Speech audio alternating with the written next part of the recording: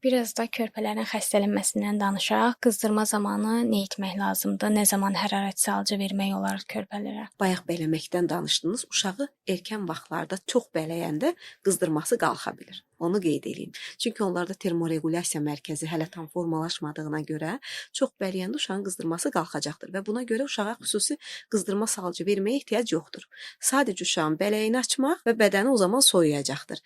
Eləcə də istənilən qızdırma zamanı uşağı paltarlarını birinci çıxartmaq lazımdır ki, istilik verməni artıraq.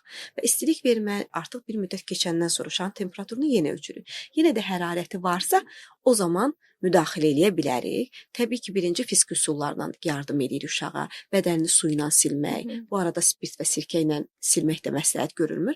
İlıq su ilə silirik. İlıq su ilə sildikdən sonra baxırıq, qızdırması düşürmü? Düşmürsə, ondan sonra qızdırma salıcılara istifadə eləmək olar.